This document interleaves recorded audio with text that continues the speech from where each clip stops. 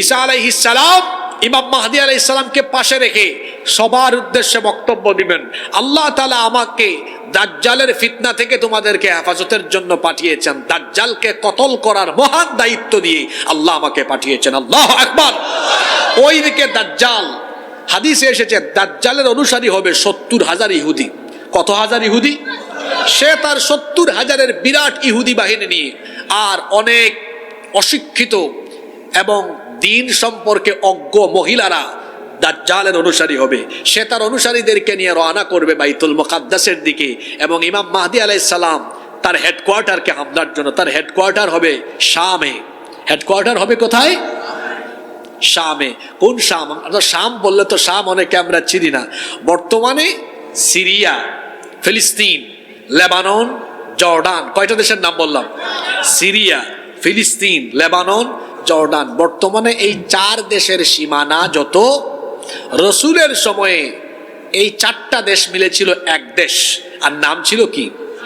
আরো সহজে বুঝবেন, যেমন বাংলাদেশ, পাকিস্তান আর ভারত 1947 সালের আগে ছিল কয় দেশ? দেশের নাম কি? জোরে বলেন। ভারতবর্ষ ছিল, 47-এ ভাগ হয়ে 2 দেশ হয়েছে, হিন্দুস্তান, পাকিস্তান। আবার 71-এ আরো এক দেশ বাড়ছে, হয়েছে 3 দেশ, ভারত, পাকিস্তান, এখন হয়েছে কি? রসুলের সময়ে সিরিয়া, লেবানন, ফিলিস্তিন, জর্ডান, এই 4 দেশ মিলেছিল এক দেশ। সেই দেশের নাম কি? জোরে বলেন। এই শামের ফজিলত সম্পর্কে অনেক হাদিস এসেছে। আল্লাহর নবী বলেছেন, আল্লাহুম্মা বারিক লানা ফি শামিনা ওয়া ফি ইয়ামানিনা, হে আল্লাহ আমাদের শামে, আমাদের ইয়ামেনে আপনি বরকত দেন। এক সাহাবী বললেন, ওয়া ফি নাজদিনা ইয়া রাসূলুল্লাহ, আমরা বলি সাল্লাল্লাহু আলাইহি ওয়াসাল্লাম, রাসূল আমাদের নজদের জন্য আপনি দোয়া করেন। নবীজি বললেন, না, নজদের মধ্যে আল্লাহর গজব আসবে, এখানে অনেক অশ্লীলতা, হারাম কাজ হবে, কিন্তু কিয়ামত পর্যন্ত ইয়ামেনে এবং শামে আল্লাহ বরকত দিবেন। সুবহানাল্লাহ। এই শামের ভূখণ্ড হলো আগামীর পৃথিবীর সুপার পাওয়ার, কারণ আগামীর পৃথিবীকে নেতৃত্ব দেওয়া হবে এই শাম থেকে। এটা আপনাদের কাছে অনেকটা অবিশ্বাস্য লাগে, এটা আমার মতো ছোট হুজুরের কথা নয়, বলেছেন মুহাম্মাদুর রাসূলুল্লাহ সাল্লাল্লাহু আলাইহি ওয়াসাল্লাম। ইমাম মাহদী গোটা পৃথিবীকে শাসন করবেন, আর তার খিলাফতের হেডকোয়ার্টার হবে কোন দেশে? বাংলাদেশে। কোন দেশে? শামে। কোথায়? এখন বর্তমান পৃথিবীতে মুরলগিরি করে কারা? আমেরিকা। কারা করে? আর আল্লাহর রসুল বলেছেন কিয়ামতের আগে পৃথিবীর মানচিত্র থেকে এই আমেরিকা হারিয়ে যাবে। সেই হাদিস আপনাদেরকে শোনাই। কিয়ামতের আগে পৃথিবীর 3 দিকে 3টা ভূমিধস হবে। সালাসাতু খুসুফুন ফিল আরদ, খাসফুন বিল মাশরিক ওয়া খাসফুন বিল মাগরিব ওয়া খাসফুন বিজাজিরাতিল আরব। কিয়ামতের আগে 3টা বড় বড় ভূমিধস হবে। খাসফুন বিল মাশরিক, একটা পৃথিবীর পূর্ব দিকে হবে, ও খাসফুন বিল মাগরিব, আরেকটা পৃথিবীর পশ্চিম দিকে হবে, ও খাসফুন বিজাজিরাতিল আরব, আরেকটা আরব উপদ্বীপে হবে। তাহলে পশ্চিম দিকেও একটা ভূমিধস হবে। আমেরিকা, আপনি ওয়ার্ল্ড ম্যাপ, বিশ্ব মানচিত্র নিয়ে দেখেন, আমেরিকা পৃথিবীর কোন দিকে? আরো তার দূষর কিছু দেশ আছে, এই দেশগুলো থাকবে না, এগুলো মাটির তলায় বিলীন হয়ে যাবে। এগুলো দুনিয়ার আলেম উলামা আর ছোটখাটো মুল্লা হুজুরদের কথা না, বলেছেন বড় হুজুর মুহাম্মাদুর রাসূলুল্লাহ সাল্লাল্লাহু আলাইহি ওয়াসাল্লাম। আর যে ফিলিস্তিনিদেরকে অসভ্য দখলদার ইহুদি ইসরায়েলিরা নির্যাতন করে, আর কিছুদিন আগে আসাদ পরিবার মুক্ত হলো সিরিয়া, এই সিরিয়া, ফিলিস্তিন, লেবানন, জর্ডান, এরা হবে আগামী পৃথিবীকে নেতৃত্ব দানকারী জনপদ। এখান থেকেই গোটা পৃথিবীকে পরিচালনা করা হবে। আল্লাহু আকবার। আল্লাহ তাআলা বলছেন, ইয়াসআলুকান নাসু আনিস সাআহ, ও নবী তারা আপনাকে কিয়ামত সম্পর্কে জিজ্ঞেস করছে, কোন সময় তা অনুষ্ঠিত হবে। আপনি তাদেরকে জবাব দিয়ে দেন, কুল ইন্নামা ইলমুহা ইনদাল্লাহ। আপনি জবাব দিয়ে দেন, কিয়ামতের সেই মহাপ্রলয়ঙ্কারী ঘটনা কখন ঘটবে সেটা একজন ছাড়া আর কেউ জানে না। যিনি জানেন, গলার আওয়াজ বড় করে বলেন, তিনি কে? অন্য কেউ জানে না। তবে আমাদের প্রিয় নবী রাহমাতাল লিল আলামিন মুহাম্মাদুর রাসূলুল্লাহ, আমরা বলি সাল্লাল্লাহু আলাইহি ওয়াসাল্লাম। কিয়ামতের আগের যে আলামত, যে সাইন, যে নিদর্শনগুলো পরিদৃশ্যমান হবে, সেইগুলোর ব্যাপারে উম্মতকে তিনি জানিয়ে দিয়ে গিয়েছেন। সুবহানাল্লাহ। কিয়ামতের আগে পৃথিবীতে কিয়ামতের কি কি আলামত প্রকাশিত হবে, আল্লাহর নবী সুস্পষ্টভাবে সেগুলো আমাদেরকে জানিয়ে দিয়েছেন। আমরা হাদিসের গ্রন্থগুলো থেকে যদি কিতাবুল ফিতান, ফিতনার অধ্যায়গুলো স্টাডি করি, তাহলে দেখব কিয়ামতের এই আলামতগুলো আল্লাহর নবীর হাদিস অনুযায়ী দুই ভাগে বিভক্ত, আলামাতুস সগরা ওয়া আলামাতুল কুবরা। কিছু আলামত হলো ছোট, কিছু আলামত হলো বড়। তবে কিয়ামতের বড় আলামত এগুলো ফিক্সড। কিয়ামতের বড় বড় আলামত হচ্ছে মোট 10টা। জুড়ে বলেন তো কয়টা? হাদিস শরীফে এসেছে, আল্লাহর নবী বলেছেন এই 10টা আলামত হলো সুতার মালার মতো।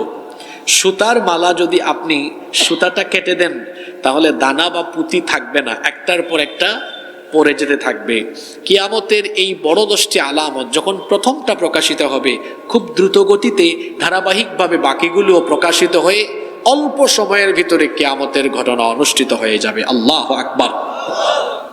বড় আলামতগুলো ছোট আলামত প্রকাশের পরে প্রকাশ পাবে, আর কিয়ামতের বড় আলামতগুলো স্টার্ট হবে ইমাম মাহদী আলাইহিস সালামের আগমন এবং দাজ্জালের আগমনের মাধ্যমে। ইমাম মাহদী আলাইহিস সালাম এবং দাজ্জাল এটা হচ্ছে পৃথিবীর আপকামিং ক্যারেক্টার, এটা সামনের দিনে ঘটবে। আর ছোট ছোট আলামত এগুলোর সংখ্যা অনেক, প্রায় 130-এরও অধিক। এগুলো বিভিন্ন হাদিস গ্রন্থে এসেছে। শেষ জামানায় কিয়ামতের আগে সমাজে কি কি ঘটবে সেগুলো 1500 বছর আগে বলে দিয়ে গিয়েছেন মুহাম্মাদুর রাসূলুল্লাহ সাল্লাল্লাহু আলাইহি ওয়াসাল্লাম। আমরা হলাম শেষ জামানার মানুষ, আমরা হলাম আখেরি জামানার মানুষ।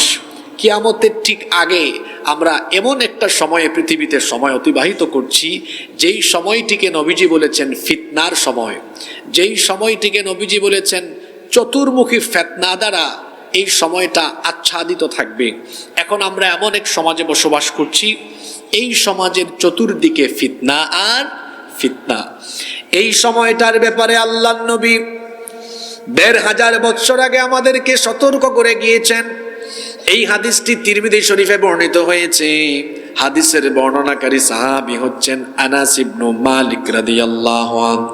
তিনি বলছেন আল্লাহর নবী বলেছেন ইয়াতি আলান নাসি জামান, খুব শীঘ্রই মানুষের উপরে এমন এক জামানা অবতরণ করবে, এমন এক যুগে মানুষ অবতরণ করবে, এমন এক যুগে মানুষ চলে আসবে। আস-সাবিরু আলা দীনিহিম কাল কাবিদি আলাল জামর, হাতের মধ্যে কয়লা রাখা যতটা না কঠিন হবে, ইমানের উপর ইস্তেকামত থাকা মানুষের জন্য তার চাইতে আরো কঠিন হয়ে যাবে। জ্বলন্ত কয়লার উপরে টিকে থাকা যতটা কঠিন হবে, জ্বলন্ত কয়লার উপরে দাঁড়ানো মানুষের জন্য যতটা কঠিন, ইমানের উপরে টিকে থাকা হবে তার চাইতে ভয়াবহ কঠিন। চতুর্দিকে ফিতনা ছড়িয়ে যাবে। গোটা দুনিয়ায় মুসলমানরা চতুর্মুখী ফিতনায় আচ্ছন্ন হয়ে যাবে। গোটা পৃথিবীতে মুসলমানরা নির্যাতিত নিপীড়িত অবস্থায় যখন থাকবে, তখন সারা দুনিয়ার নির্যাতিত মজলুম মুসলমানদেরকে নাজাত দেওয়ার জন্য এবং মুসলমানদেরকে ফিতনা থেকে বের করার জন্য ইমাম মাহদী আলাইহিস সালামকে যিনি পাঠাবেন তিনি কে? ইমাম মাহদী আসার টাইম চিত্র দেখে মনে হচ্ছে যেন খুব নিকটেই চলে এসেছে। কারণ শেষ জামানার ফিতনা সম্পর্কে নবীজি যতগুলো হাদিস বলেছেন, এর প্রায় বেশিরভাগই প্রকাশিত হয়েছে, আবার কোনোটা প্রকাশিত হয়ে পুনঃ প্রকাশিত হয়ে যাচ্ছে। যখন গোটা পৃথিবীতে মুসলমানরা ভয়াবহ রকমের জুলুম নির্যাতনে থাকবে, মুসলমানরা যখন দিন বিরোধী কাফের বেঈমান মুনাফিকদের নির্যাতন নিপীড়নের শিকার হবে, সারা দুনিয়ায় মুসলমানরা যখন অধপতিত হবে, অধপতিত এই মুসলিম জাতিকে নাজাত দেওয়ার জন্য ইমাম মাহদী আলাইহিস সালামকে যিনি পাঠাবেন, জোরে বলেন তো তিনি কে? এটা পৃথিবীর আপকামিং ক্যারেক্টার। এই পর্যন্ত পৃথিবীতে নিজেকে ইমাম মাহদি বলে দাবি করেছে এরকম লোকের সংখ্যা শত শত শত শত ব্যক্তি নিজেকে ইমাম মাহদি বলে দাবি করেছে। এখন আসল মাহদি কে আর নকল মাহদি কে, এটা যদি আপনি জানতে চান তাহলে আল্লাহর নবী ইমাম মাহদি আলাইহিস সালাম সম্পর্কে যে তথ্যগুলো দিয়ে গিয়েছেন এগুলো আপনার জানা থাকা দরকার। এগুলো যদি আপনার জানা থাকে তাহলে কোনো নকল মাহদি আপনার ঈমানকে নষ্ট করতে পারবে। ইমাম মাহদি আলাইহিস সালামের পরিচয় কি, তিনি কে, কোন বংশ থেকে আসবেন, কোথায় তার সাম্রাজ্য স্থাপন করবেন, এসে তিনি কি করবেন, আল্লাহর নবী মুহাম্মদুর রাসূলুল্লাহ সাল্লাল্লাহু আলাইহি ওয়াসাল্লাম এই বিষয়গুলো আমাদেরকে বিস্তারিত জানিয়ে গিয়েছেন। সুবহানাল্লাহ পড়েন। আজকে আমরা আল্লাহর নবীর সেই হাদিস সমূহ থেকে ইমাম মাহদি আলাইহিস সালামের 10টা পরিচয় প্রথমে জানবো ইনশাআল্লাহ। এরপরে দাজ্জাল সম্পর্কে আলোচনা করব, তারপরে দাজ্জালের চলমান ফিতনা সম্পর্কে আমরা আলোচনা করব। আপনাদের মনোযোগ থাকবে তো ইনশাআল্লাহ। প্রথমে আমরা ইমাম মাহদি আলাইহিস সালামের কয়টা পরিচয় জানবো? নাম্বার 1, 1 নাম্বার, ইমাম মাহদি আলাইহিস সালাম কোন সময় তিনি দুনিয়াতে আসবেন? মুস্তাদরাকে হাকিমের ভেতরে হাদিস বর্ণিত হয়েছে। আবু সাঈদ আল খুদরি রাদিয়াল্লাহু আনহু এই হাদিসের বর্ণনাকারী সাহাবী, তিনি বলছেন আল্লাহর নবী বলেছেন ইয়াখরুজু ফি আখিরি উম্মতি আল মাহদি। আল্লাহর নবী বলেছেন কিয়ামতের আগে শেষ জামানায় ইমাম মাহদির আগমন হবে। তাহলে এই হাদিস আমাদেরকে বার্তা দিল কিয়ামতের আগে শেষ জামানায় ইমাম মাহদি আসবেন। 2 নাম্বার প্রশ্ন হলো ইমাম মাহদি আলাইহিস সালাম তিনি কোন বংশ থেকে আসবেন? তিনি কি আমাদের এই কান্দিপাড়া এই কান্দাপাড়া খিলপাড়ার কোন বংশ থেকে আসবেন নাকি? আল্লাহর নবী জানিয়ে দিয়ে গিয়েছেন আল মাহদিয়্যু মিন ইতরাতি মিন ওয়ালাদি ফাতিমা। আল্লাহর নবী বলেছেন আমার কলিজার টুকরা মেয়ে ফাতিমাতুজ জাহরা রাদিয়াল্লাহু আনহার বংশধারা থেকে ইমাম মাহদির আগমন হবে। নবীজির মেয়ে ফাতিমাতুজ জাহরা রাদিয়াল্লাহু আনহার বংশধারা থেকে ইমাম মাহদি আসবেন, এটা বলেছেন মুহাম্মদুর রাসূলুল্লাহ সাল্লাল্লাহু। এই পাশের যুবক ভাইয়েরা, এই যে এরা কথা বলবেন, আজকের সব ওয়াজ আপনাদের জন্য, তো আপনারা অমনোযোগী হলে হবে, এজন্য মনোযোগী থাকতে হবে ইনশাআল্লাহ। ইমাম মাহদির পরিচয় চলে যাচ্ছে, আপনাদেরকে ইমাম মাহদির সৈন্য হওয়া লাগবে না, তো আপনারা আপনাদের লিডারের পরিচয় জানতে হবে। তো তারপরে আসুন 3 নাম্বার, ইমাম মাহদি আলাইহিস সালামের নাম কি হবে, তার বাবার নাম কি হবে? মাহদি হচ্ছে তার লকব, মাহদি হলো তার উপাধি, এটা তার নাম নয়। মাহদি শব্দের অর্থ হলো সুপথ প্রাপ্ত, এবং যিনি সুপথে আহ্বান করেন তাকে বলা হয় মাহদি। কিন্তু ইমাম মাহদি আলাইহিস সালামের নাম এবং বাবার নাম কি হবে সেটা আল্লাহর নবী আমাদেরকে জানিয়েছেন। আল্লাহর নবী বলছেন লা ইয়াযহাবুদ দুনিয়া হাত্তা ইয়াবআসাল্লাহু রাজুলাম মিন আহলি বাইতি ইউআতি ইসমুহু ইসমি ওয়াসমা আবিহি ইসমা আবি। আল্লাহর নবী বলেছেন ততদিন পর্যন্ত কিয়ামত হবে না যতদিন না আমার বংশধারা থেকে এক ব্যক্তি আগমন করে গোটা দুনিয়া শাসন না করবে, ততদিন পর্যন্ত কিয়ামত হবে না। আর যিনি আসবেন তার নাম হবে আমার নামে, তার বাবার নাম হবে আমার বাবার নামে, অর্থাৎ আমার নাম মুহাম্মদ, আমার নাম আহমদ। ইমাম মাহদি হিসাবে আল্লাহ যাকে পাঠাবেন তার নাম হবে মুহাম্মদ, তার নাম হবে আহমদ। আমার বাবার নাম হলো আব্দুল্লাহ, ইমাম মাহদির বাবার নাম হবে আব্দুল্লাহ। তার মানে হলো ইমাম মাহদি হিসেবে যিনি আসবেন তার নাম হবে মুহাম্মদ বিন আব্দুল্লাহ অথবা আহমদ বিন আব্দুল্লাহ।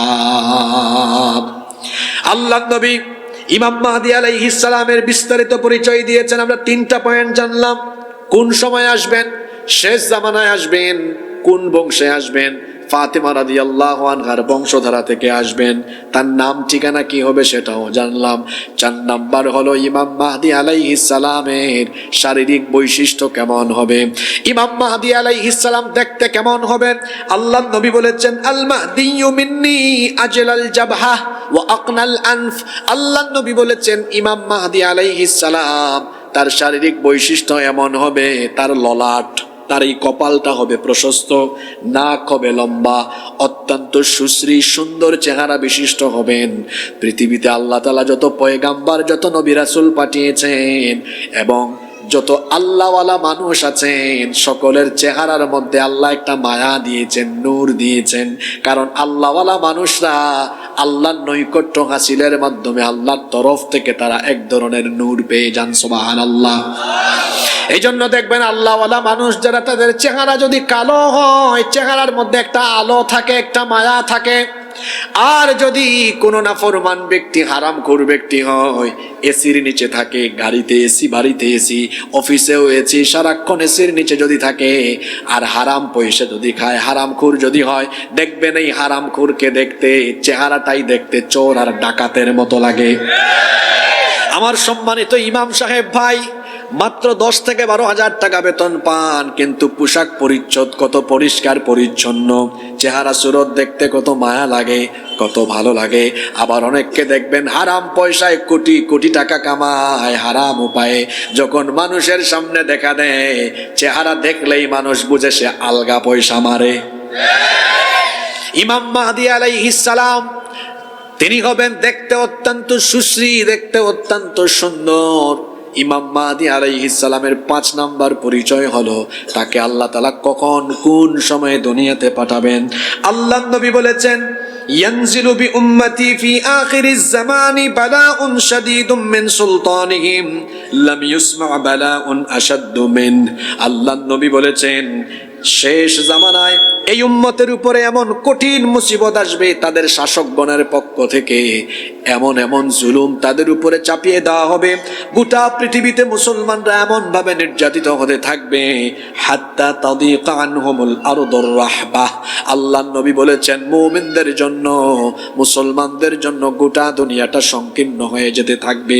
পরিস্থিতি এমন হবে, হাত্তা ইউমলা আল আরদু জাওরাও ওয়া যুলমা, গোটা পৃথিবী যখন অন্যায়, অত্যাচার, জুলুমে, নির্যাতনে পরিপূর্ণ হয়ে যাবে, ঠিক এই রকম পরিস্থিতিতে মুসলমানদের নাজাতের জন্য ইমাম মাহদী আলাইহিস সালামকে যিনি পাঠাবেন, গলার আওয়াজ বড় করে বলেন, তিনি কে?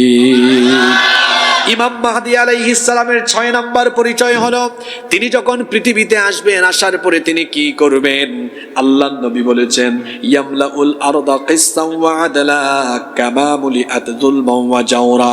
তিনি আসার আগে পৃথিবী যেরকম অন্যায়, অত্যাচার, জুলুমে, নিপীড়নে পরিপূর্ণ ছিল, তিনি এসে অন্যায়, অত্যাচার, জুলুম, নির্যাতনের মূলোৎপাটন করে দিয়ে গোটা পৃথিবীতে ন্যায়, ইনসাফ আর সুবিচার দিয়ে গোটা পৃথিবীকে তিনি পরিপূর্ণ করে দিবেন। সুবহানাল্লাহ। মুখ দিয়ে বের হয় না? মনোযোগ আছে সবার?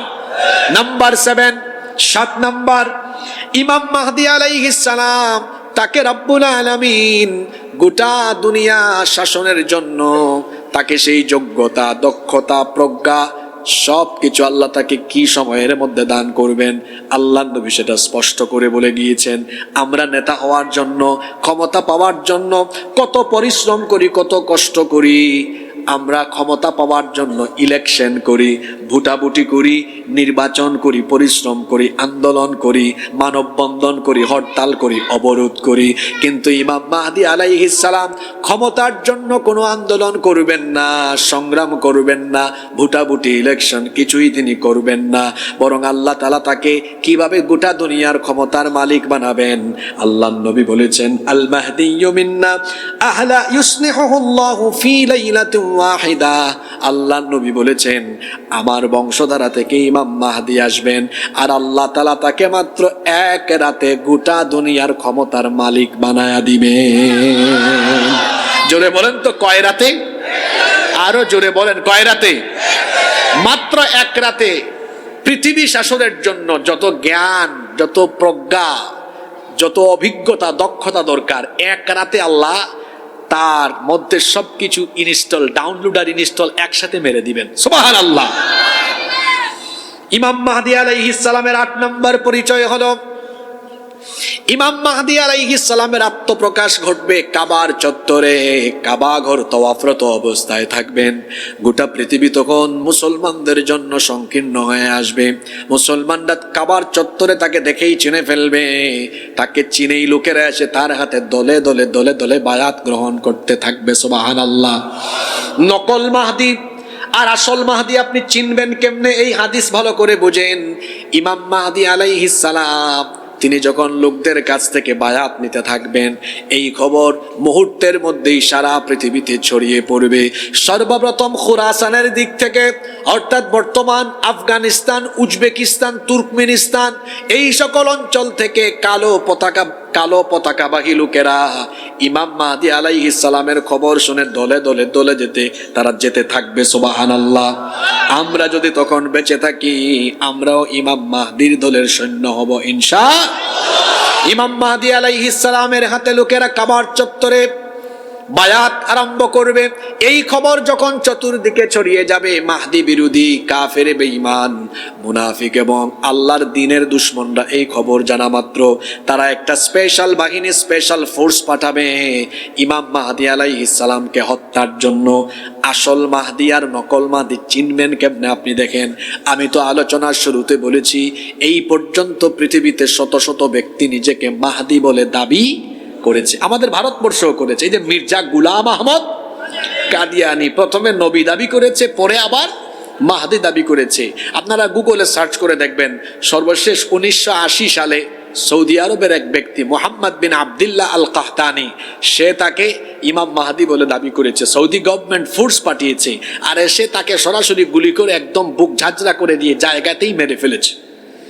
কিন্তু আসল মাহদী যিনি হবেন, এই যে নকল মাহদী আর আসল মাহদী কেমনে চিনবেন? শুনেন, আল্লাহর নবী বলেছেন ইমাম মাহদী আলাইহিস সালামের আত্মপ্রকাশের পরে তাকে হত্যা করার জন্য একটা বাহিনী প্রেরণ করা হবে। নবীজি বলেছেন ইয়াউদু আইদুম বিল বাইত, কাবার চত্বরে আশ্রিত এক লোক আশ্রয় গ্রহণ করবেন, অর্থাৎ ইমাম মাহদী আশ্রয় গ্রহণ করবেন। ফায়ুবাতু ইলাইহি বাস, তার দিকে এক সেনাবাহিনী প্রেরণ করা হবে। ফাইদা কানু বিবাইদা আমিনাল আরদি খুসিফা বিহিম, যখন এই সৈন্যদল বাইদা নামক উপত্যকায় পৌঁছাবে, তখন এই সৈন্যদলকে একেবারে মাটির তলায় ধসিয়ে তিনি ধ্বংস করে দিবেন। তিনি কে? তাহলে বোঝা গেল ইমাম মাহদী যিনি হবেন তাকে কেউ মারতে পারবে না, তার কোনো ক্ষতি করতে পারবে না, কারণ তাকে যিনি হেফাজত করবেন, জোরে বলেন তো তিনি কে? ইমাম মাহদী আলাইহিস সালামের 10 নম্বর পরিচয় হলো, তিনি যখন পৃথিবীতে, ইমাম মাহদী আলাইহিস সালামের 9 নম্বর পরিচয় হলো, তিনি হচ্ছেন এমন এক ব্যক্তি যাকে আল্লাহ গোটা পৃথিবী তাকে দিয়ে শাসন করাবেন। আল্লাহর নবী বলেছেন ইমাম মাহদীর আগমনের খবর যখন তোমরা শুনবা, ফাইদা রাআইতুমুহু, যখন তোমরা তাকে দেখবে, বাস সে আসার খবর যখন তোমরা জানবে, ওয়ালাউ হাবওয়ান আলা সালজ, বরফের উপরে হামাগুড়ি দিয়ে হলেও ইমাম মাহদীর সাথে তোমরা যোগদান করিও। সুবহানাল্লাহ পড়তে ইচ্ছে করে না? ইমাম মাহদী আলাইহিস সালামের 10 নম্বর পরিচয় হলো, তিনি পৃথিবীতে আসার পরে কত কাল, কত সময়, কত বছর রাজত্ব করবেন। আল্লাহর নবী বলেছেন ইয়ামলিকু 7 সিনিন, তিনি 7 বছর রাজত্ব করবেন। কত বছর? ইমাম মাহদী আলাইহিস সালাম আসবেন, গোটা পৃথিবীর ইসলাম বিরোধীদেরকে একদম শিকল লাগায়া শায়েস্তা করবেন। সারা পৃথিবীতে মুসলমানরা মাথা উঁচু করে দাঁড়াবে। আল্লাহু আকবার। মুসলমানরা আবারও পৃথিবী শাসন আরম্ভ করবে। ইমাম মাহদী আলাইহিস সালামের শাসনকালের শেষ দিকে গোটা পৃথিবীকে লণ্ডভণ্ড এবং গোটা পৃথিবীতে তাণ্ডব লীলা চালানোর জন্য আর মানুষের ঈমান লুট করার জন্য আত্মপ্রকাশ ঘটবে তখন মাসিহুদ দাজ্জালের। কার আগমন ঘটবে? দাজ্জাল। দাজ্জাল হলো তার শর্ট নেম, সংক্ষিপ্ত নাম। তার ফুল নেম হলো মাসিহুদ দাজ্জাল। সবাই একবার আমার সাথে বলেন তো, দাজ্জালের পুরা নাম হলো মাসিহুদ, আর একবার বলেন। তার নামে 2টা শব্দ, একটা হচ্ছে মাসিহ আর একটা হলো দাজ্জাল। আল্লামা ইমাম ফখরুদ্দিন রাজি রহমতুল্লাহ আলাইহি, তিনি তার তাফসীরে রাজির ভেতরে তার নামের এই 2টা শব্দের চমৎকার ব্যাখ্যা দিয়েছেন। তার নামের প্রথম শব্দ হলো মাসিহ। এই মাসিহ শব্দের অর্থ হলো 2টা। প্রথম অর্থ হলো, তিনি বলছেন মাসিহ শব্দটি মাসহুন মাদ্দাহ বা মূলধাতু থেকে নিষ্পন্ন হয়েছে। আমরা ওযু করার সময় সকল অঙ্গ প্রত্যঙ্গ ধৌত করলেও আমরা একটা অঙ্গ কি করি? জোরে বলেন না, মাসেহ করি। মাসেহ মানে মুছে দেওয়া। এই যে মুছে দিলাম, এটাকে আরবিতে কি বলে? মাসেহ। আরবিতে কি বলে? এখন দাজ্জালের নাম মাসিহ কেন? কারণ তার একটা চক্ষুকে চামড়ার নিচে মুছে দেওয়া হয়েছে, সে হলো কানা দাজ্জাল, এজন্য তার নাম হলো মাসিহ। আবার পৃথিবীর একজন নবীকেও বলা হয় মাসিহ। কোন নবী বলেন তো? মাশাআল্লাহ, জানেন আপনারা, মাসিহ ইবনু মারইয়াম। এখন দাজ্জালকেও বলা হয় মাসিহ, আবার ঈসা আলাইহিস সালামকেও বলা হয় মাসিহ। এখন প্রশ্ন হলো যে দাজ্জালকে তো মাসিহ বলা হয় তার এক চক্ষু চামড়ার নিচে মুছে দেওয়া এই কারণে, কিন্তু ঈসা আলাইহিস সালামকে মাসিহ বলা হয় কেন? এর কারণ হলো আল্লাহ তাআলা তাকে যত মুজিজা দিয়েছিলেন তার মধ্যে অন্যতম একটি মুজিজা ছিল, তিনি যখন কোনো ধবল রোগী বা কুষ্ঠ রোগীর গায়ে হাত মুছে দিতেন, হাত বোলায়া দিতেন, আল্লাহ ওই ব্যক্তির রোগ ভালো করে দিতেন। আবার তিনি যখন কোনো অন্ধ ব্যক্তির চোখের উপরে হাত বোলায়া দিতেন, হাত মুছে দিতেন, আল্লাহ ওই ব্যক্তির চোখে আলো দিয়ে দিতেন। এজন্য তাকে বলা হয় কি? মাসিহ। আর দাজ্জালকে মাসিহ বলা হয় কারণ তার এক চক্ষু চামড়ার নিচে মুছে দেওয়া, সে কানা দাজ্জাল, অন্ধ। আবার মাসিহ শব্দের আরেকটা অর্থ হলো, কামুস আরবি অভিধান খুললে দেখবেন যে মাসিহ শব্দের আরেকটা অর্থ হলো ভূপৃষ্ঠে বিচরণকারী। দাজ্জাল মক্কা মদিনা ছাড়া গোটা পৃথিবী ঘুরে বেড়াবে আর মানুষের ঈমান হরণের অপচেষ্টা করবে। যেহেতু সে গোটা পৃথিবীতে বিচরণ করবে, এই জন্য তার নাম হলো মাসিহ। তাইলে মাসিহ শব্দের কয়টা অর্থ জানলাম? তার নামের আরেকটা শব্দ বাকি আছে, সেটার নাম কি? দাজ্জাল। দাজ্জাল শব্দটি আদ-দাজলু মূল ধাতু থেকে এসেছে।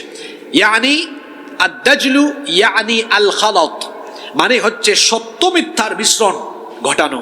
দাজ্জাল সত্য মিথ্যার মিশ্রণ ঘটাবে, সে ভেলকিবাজি, ধোঁকাবাজি, প্রতারণা, ভণ্ডামি করে মানুষের ঈমান লুট করার অপচেষ্টা করবে, এই জন্য তার নাম হলো দাজ্জাল। এই দাজ্জাল হলো পৃথিবীর সবচাইতে ডেঞ্জারাস ক্যারেক্টার, এবং পৃথিবী সৃষ্টির পর থেকে নিয়ে কিয়ামত পর্যন্ত দুনিয়ায় যত ফিতনা হবে সবচাইতে ভয়াবহ ফিতনা হলো দাজ্জালের ফিতনা।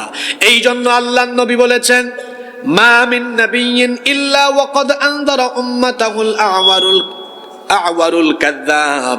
আল্লাহর নবী বলেছেন, পৃথিবীতে এমন কোন নবী নাই, এমন কোন রাসূল নাই যে নবী বা রাসূল তার উম্মতকে দাজ্জালের ফিতনার ব্যাপারে সতর্ক করেন নাই। অর্থাৎ সকল নবী রাসূল তাদের উম্মতকে দাজ্জালের ফিতনার ব্যাপারে সতর্ক করেছেন। কারণ দুনিয়া সৃষ্টির পর থেকে কিয়ামত পর্যন্ত যত ফিতনা ঘটবে তার মধ্যে সবচাইতে ভয়াবহ ফিতনা হলো দাজ্জালের ফিতনা। কিসের ফিতনা? এখন আসেন, এই দাজ্জালের পরিচয় কেমন হবে? আমি আল্লাহর রাসূলের দেওয়া বর্ণনা অনুযায়ী দাজ্জালের 12টা পরিচয় সংক্ষেপে তুলে ধরছি। কয়টা পরিচয়? 1 নাম্বার, দাজ্জাল কি জিন বা ফেরেশতাদের মধ্য থেকে আসবে নাকি? উত্তর হলো না। আল্লাহর নবী বলেছেন দাজ্জাল দেখতে হবে কামিসলিন নাস, দেখতে মানুষের মতোই হবে, তবে অস্বাভাবিক আকৃতির হবে। তার শরীরের প্রত্যেকটা অঙ্গ থাকবে অস্বাভাবিক আকৃতির। এরপরে আল্লাহর নবী বলেছেন দাজ্জালের 2 নাম্বার পরিচয় হলো দাজ্জাল হবে কানা, অন্ধ। আল্লাহর নবী বলেছেন আলা ইন্নাল মাসিহাদ দাজ্জাল আ'ওয়ারুল আইন। আল্লাহর নবী বলেছেন সাবধান, দাজ্জালের ফিতনায় পড়ে যাও না। দাজ্জাল এসে তোমাদের সামনে নিজেকে খোদা বলে দাবি করবে, অথচ সে হলো অন্ধ, এক চক্ষু বিশিষ্ট কানা দাজ্জাল। শোনো, তোমাদের রব তা অন্ধ নন, তিনি সকল দুষ্টুটি থেকে মুক্ত। আমার আল্লাহ হলেন সুন্দর। দুনিয়া যত সুন্দর, আল্লাহ তার চাইতে আরো দুনিয়া সুন্দর, মানুষ সুন্দর, আসমান সুন্দর, জমিন সুন্দর, সুন্দরে সুন্দরে পাল্লা, জানি না কত সুন্দর তুমি আল্লাহ, জানি না কত সুন্দর তুমি আল্লাহ। সুবহানাল্লাহ পড়েন। দাজ্জালের 2 নম্বর পরিচয় হলো সে হলো কানা। 3 নম্বর, আল্লাহর নবী বলেছেন ইন্নাহু শাবুন কাতাত, সে হবে অস্বাভাবিক আকৃতির এক যুবক। 4 নম্বর পরিচয় নবীজি দিয়েছেন ইন্নাহু আহমার, তার গায়ের চামড়া হবে লাল। 5 নম্বর পরিচয় নবীজি দিয়েছেন তার মাথার চুল হবে জাদুস শার, অস্বাভাবিক রকমের কোকড়ানো হবে। 6 নম্বর পরিচয় হলো মাকতুবুন বাইনা আইনাইহি কাফির আও কাফ কাফফারা। আল্লাহ নবী বলেছেন দাজ্জালের কপালের মধ্যে আরবি 3টা অক্ষর কাফ ফারা, ও ফি রিওয়ায়াতিন উখরা অন্য বর্ণনায় এসেছে সরাসরি কাফির শব্দ লেখা থাকবে। দাজ্জালের কপালে কি লেখা থাকবে?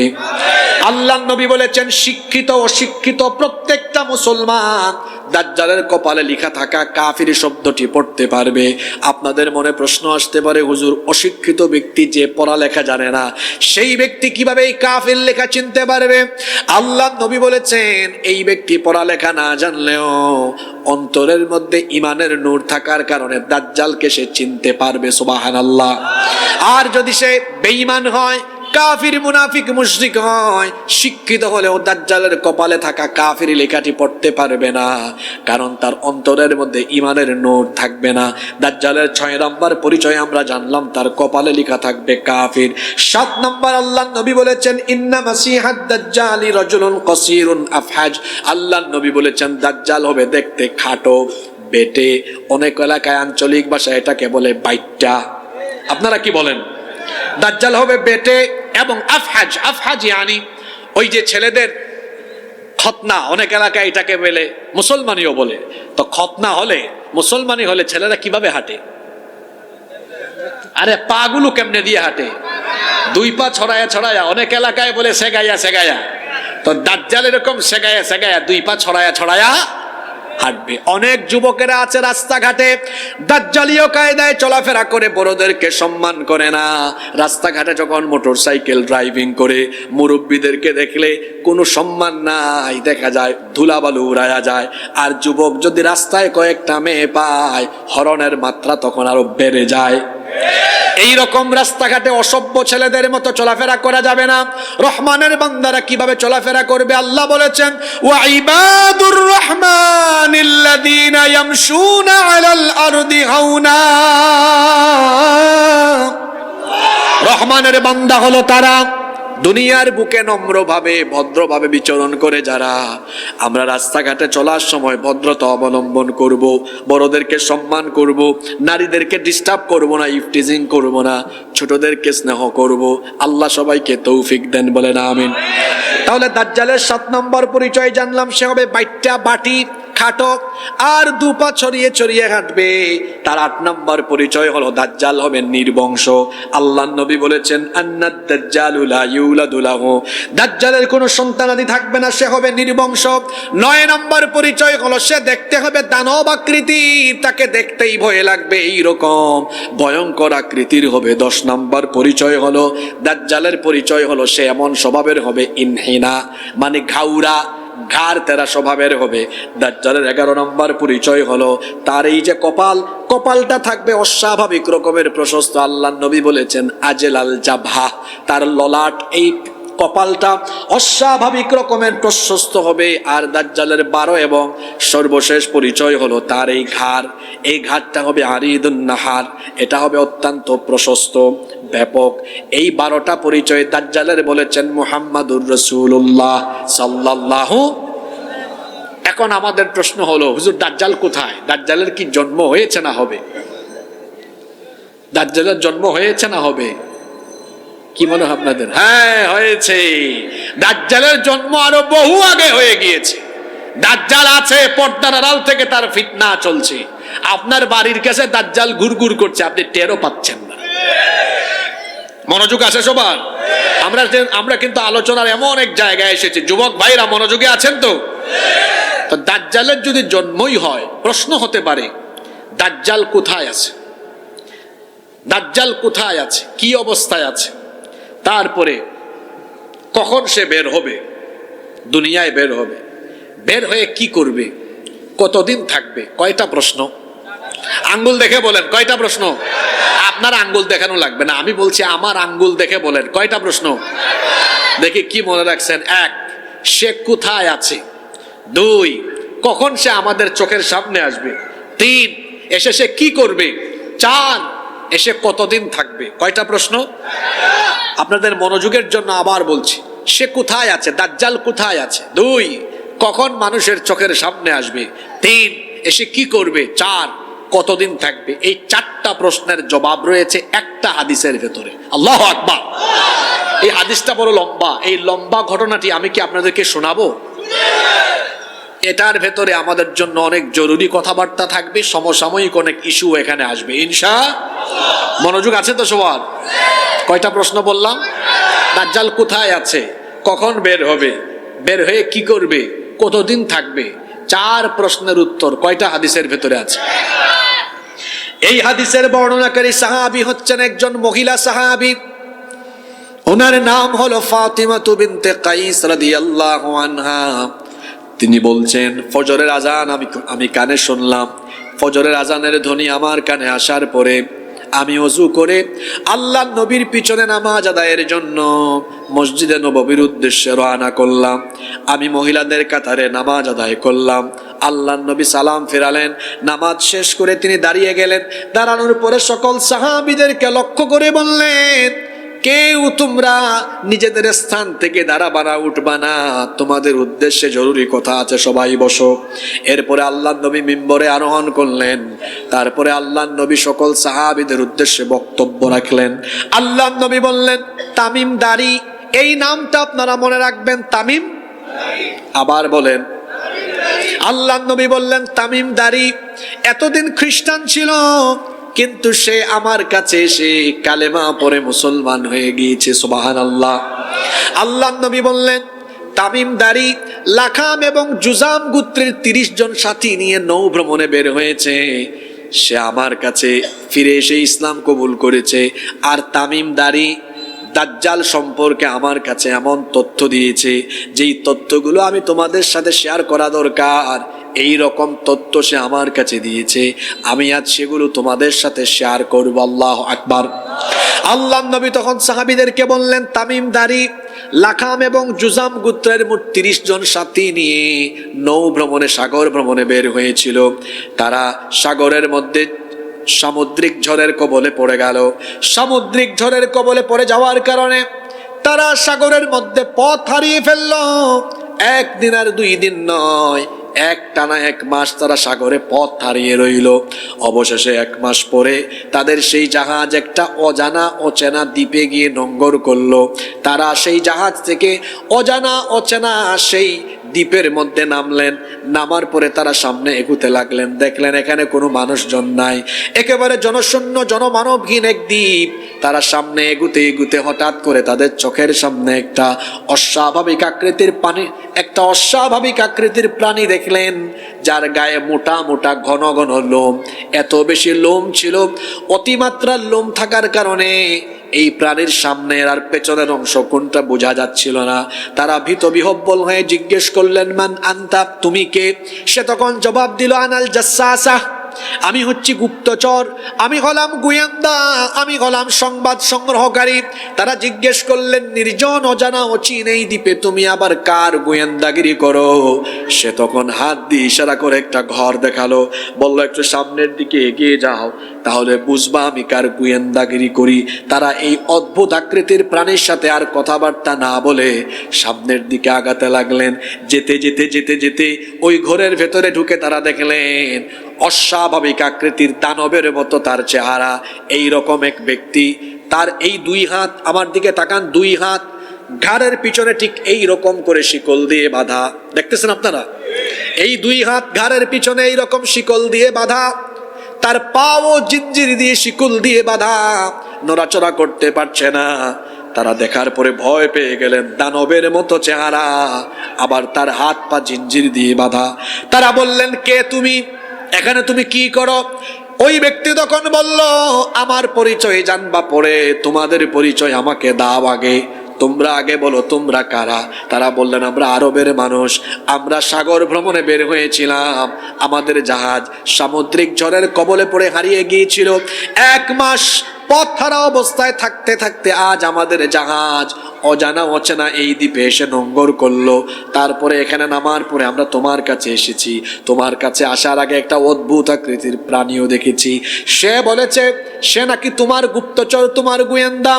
তখন ওই ব্যক্তি বললেন, হ্যাঁ সে আমার গোয়েন্দা, আমার গুপ্তচর, কিন্তু তোমরা আরবের মানুষ এখানে চলে এসেছো যেহেতু, এখানে তো আজ পর্যন্ত কেউ আসতে পারে নাই, তোমরা যেহেতু এসেছো তোমার সাথে আমার কিছু কথা আছে। তারা বললেন কথা বলবা পরে, তোমার পরিচয় দাও আগে। সে বলল আমার পরিচয় দিব পরে, আমার সম্পর্কে জানবা পরে, আমার কিছু প্রশ্ন আছে সেগুলোর উত্তর দাও আগে। তারা বললেন ঠিক আছে তুমি প্রশ্ন করো।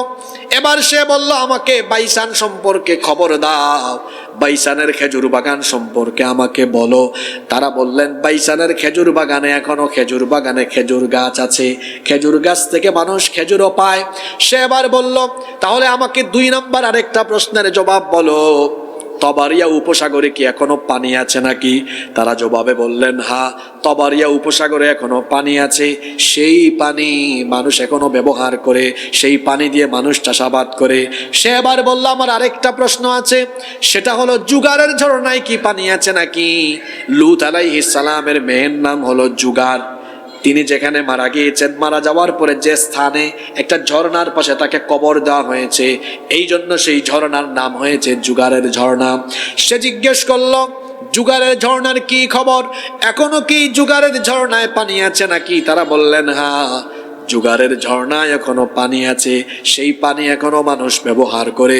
সে তখন বলল আচ্ছা শেষ আর একটা প্রশ্ন করে ফেলি, তোমরা যেহেতু আরবের মানুষ, আরবে তো একজন নবী আসার কথা, সেই নবীর আগমন হয়েছে নাকি? তারা বললেন হ্যাঁ, সেই নবী এসেছেন, তার হাতে দলে দলে মানুষ ইসলাম গ্রহণ করছেন। আল্লাহু আকবার।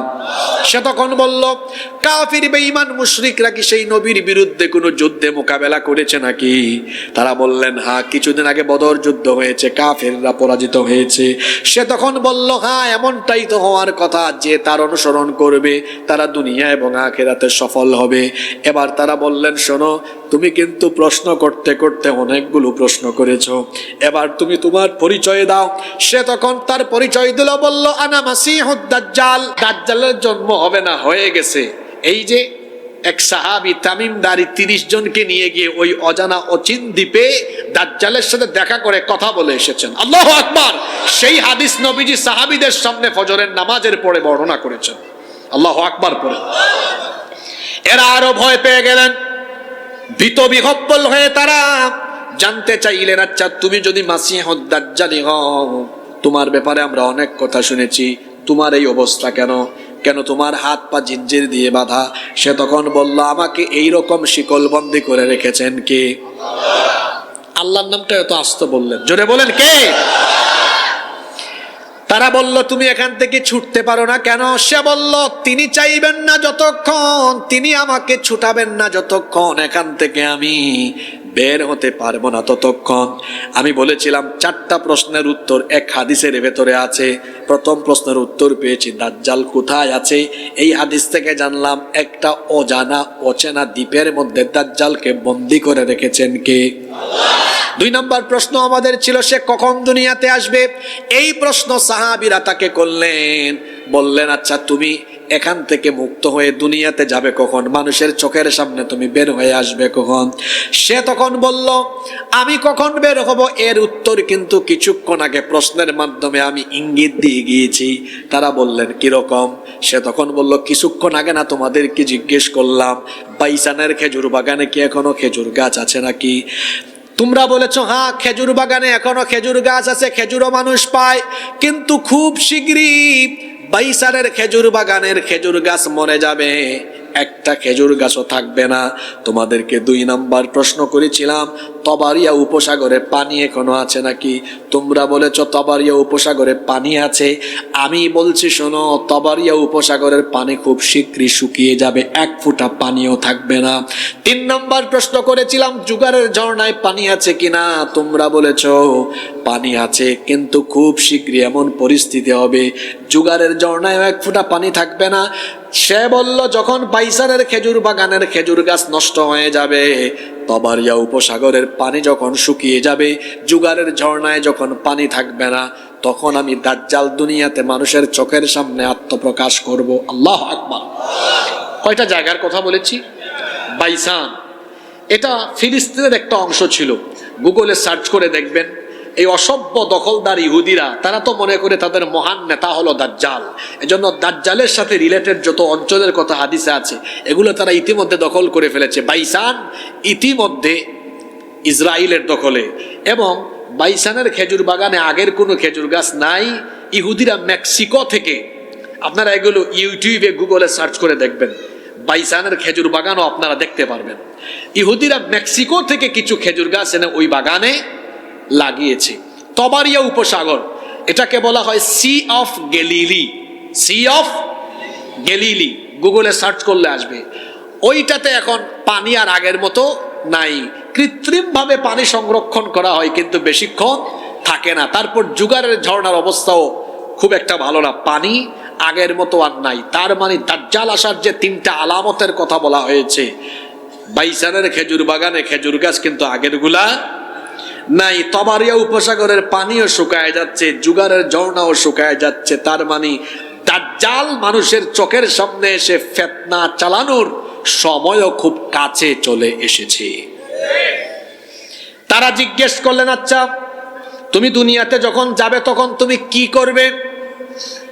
সে তখন বলল, আমি দুনিয়াতে যখন যাব তখন মক্কা আর মদিনা ছাড়া সব অঞ্চল আমি ঘুরে বেড়াবো। মক্কা মদিনায় সে যখন ঢুকতে চাইবে, আল্লাহর ফেরেশতারা তখন তলোয়ার দিয়ে তাকে মক্কা মদিনা থেকে তাড়িয়ে দিবে। আল্লাহু আকবার। এছাড়া সে সব জায়গায় যাবে, আপনাদের এই খিলপাড়া কান্দাপাড়াতেও আসবে, গোটা পৃথিবী সে ঘুরে বেড়াবে। সে হবে অত্যন্ত দ্রুতগামী। তার এক হাতে থাকবে জান্নাত আর এক হাতে থাকবে জাহান্নাম, কিন্তু এটা আসল না, ওইটা হলো ফেক।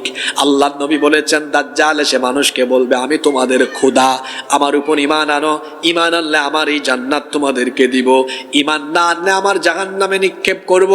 আল্লাহর নবী বলেছেন, যদি তোমরা দাজ্জালকে পেয়ে যাও, দাজ্জালের ভয় ভীতি হুমকি ধামকি তোমরা ভয় পেও না। দাজ্জাল যখন তোমাদেরকে জাহান্নামের ভয় দেখাবে, তখন তোমরা খুশি মনে হাসি মুখে দাজ্জালের জাহান্নামের আগুনে ঝাঁপ দিয়ে দিও, কারণ এটা আসলে জাহান্নামের আগুন নয়। তোমরা ঝাঁপ দেওয়ার পরে দেখবা এটা আল্লাহর বানানো জান্নাতের ফুল বাগান। সত্যিকারের ইমানদারেরা দাজ্জালের ফিতনায় পড়বে না, দাজ্জালকে দেখেই তারা চিনতে পারবে। কারণ সত্যিকারের ইমানদাররা ইমানের জন্য জীবন দিতে পারে, কিন্তু কারো সামনে তারা মাথা নত করতে জানে। আল্লাহর নবী বলেছেন, দাজ্জাল গোটা পৃথিবীতে ঘুরে বেড়াবে, ফিতনা ছড়াবে। আল্লাহ তাকে এমন কিছু অলৌকিক ক্ষমতা দিবেন, সে জীবিত ব্যক্তিকে মেরে ফেলবে, আবার মৃত ব্যক্তিকে জীবিত করবে। তবে এখানে সে শয়তানের সাহায্য নিবে। বলবেন, হুজুর শয়তানের সাহায্য কেমনে নিবে? আল্লাহর নবীর একটা হাদিস শুনেন। শয়তানকে আল্লাহ তাআলা আশ্চর্য রকমের 2টা ক্ষমতা দিয়েছেন। এক নাম্বার ক্ষমতা হলো, আল্লাহর নবী বলেছেন, ফা ইন্নাশ শাইতানা ইয়াজরি মিন আহাদিকুম মাজরাদ দাম। আল্লাহর নবী বলেছেন, শয়তান মানুষের রক্তকণিকায় ঢুকে মানুষকে ধোঁকা দিতে পারে। কিসের ভেতরে? রক্তকণিকায় ঢুকতে পারে। শয়তানের আশ্চর্যজনক 2 নাম্বার ক্ষমতা হলো, সে আল্লাহর নবী ছাড়া পৃথিবীর যে কোনো মানুষের সুরত ধারণ করতে, কে ছাড়া? আল্লাহর নবী ছাড়া যে কারো সুরত ধরতে পারবে। আমার সুরত আপনার সুরত ধরতে পারবে। আল্লাহর নবী কি বলেছেন শোনেন, বুখারী শরীফের হাদিস। নবীজি বলেছেন, মান রাআনি ফিল মানামি ফাকাদ রাআনি। যে ব্যক্তি আমাকে স্বপ্নে দেখলো, সে যেন আমাকেই দেখলো। ফা ইন্নাশ শাইতানা লা ইয়াতামাসসালু ফি সূরাতি। কারণ শয়তান সকলের সুরত ধারণ করতে পারলেও শয়তান আমি নবীর সুরত ধারণ করতে পারে না। এই দাজ্জালকে আল্লাহ এমন এক ক্ষমতা দিবেন, মরা ব্যক্তিকে জিন্দা করবে। সেটা কিভাবে? শয়তানের সাহায্যে। এক ব্যক্তিকে ধরবে, এই আমি তোর খোদা, ঈমান আন, দেখ গোরস্থানে কবরস্থানে শুয়ে থাকা তোর মা বাপকে আমি জীবিত করি। শয়তানের বাহিনীকে বলবে, তোরা একজন তার বাপের সুরত আর একজন তার মায়ের সুরত ধর। কিন্তু সত্যিকারের ঈমানদার সে দাজ্জালের ভেলকিবাজি দেখেই চিনে ফেলবে, তুই তো মাসিহুদ দাজ্জাল। আল্লাহু আকবার পড়েন। দাজ্জাল ফিতনা চালাতে চালাতে মক্কা মদিনার মাঝখানে একটা জায়গা, সেখানে সেই সময় দুনিয়ার শ্রেষ্ঠ এক যুবকের সাথে দাজ্জালের দেখা ঘটবে, যেটা হাদিস শরীফে এই ঘটনাটা এসেছে। আল্লাহর নবী বলেছেন, ওই যুবকের সাথে যখন দাজ্জালের দেখা হবে, দাজ্জাল ওই যুবককে বলবে, তুমি আমার উপর ঈমান আনো, আমি তোমার খোদা। তখন ওই যুবক বলবে, তুই তো কানা মানবীয়, তুই তো মানুষ, আমাদের মতো মানুষ, আবার তোর মধ্যে দোষ ত্রুটি আছে, তুই কানা, তুই কেমনে খোদা হবি? তুই খোদা না, তুই একটা হুদা। উভয়ে কথাবার্তা বলবেন, মানুষজন চতুর্দিকে চলে আসবে।